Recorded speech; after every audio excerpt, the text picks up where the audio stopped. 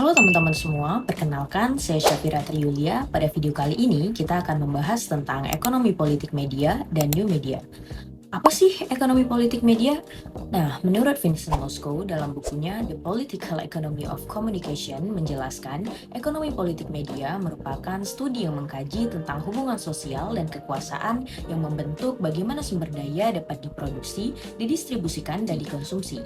Moskow menekankan bahwa ekonomi politik media tidak hanya membahas aspek ekonomi tetapi juga aspek power atau kekuasaan yang seringkali berorientasi pada perubahan sosial. Definisi kedua, menurut Dennis McQuill, ia menjelaskan ekonomi politik media sebagai sebuah pendekatan terhadap kritik sosial yang mengkaji bagaimana struktur ekonomi dan dinamika industri yang saling berhubungan dan bagaimana hubungan ini pada akhirnya mempengaruhi konten yang disajikan oleh media. Definisi selanjutnya menurut Golding dan Murdoch mengatakan bahwa kajian ekonomi politik media harus secara mendalam membahas keadilan, kesetaraan, dan kebaikan publik. Mereka berpendapat bahwa menganalisis media tidak hanya sekedar mengukur keuntungan, tetapi juga mengevaluasi bagaimana struktur kekuasaan dan kepemilikan kapitalis membatasi media dalam melayani kepentingan masyarakat. Pendekatan di dalam ekonomi politik media terbagi menjadi dua, yaitu pendekatan liberal dan pendekatan kritis. Pendekatan liberal ini berakar pada pemikiran Adam Smith, seorang ekonom asal Skotlandia yang menghendaki bebasnya pasar dari intervensi pemerintah, sehingga pelaku pasar berkompetisi secara terbuka dan penuh keleluasaan.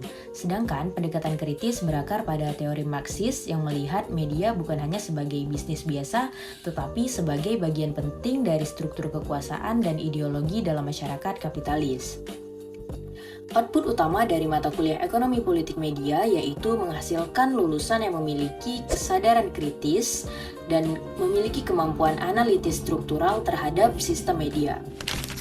Ekonomi politik media lahir dari sintesis antara kritik struktural Marxisme terhadap sistem kapitalis dan analisis spesifik komunikasi yang melihat bagaimana teknologi dan kepemilikan media menciptakan sebuah kekuasaan.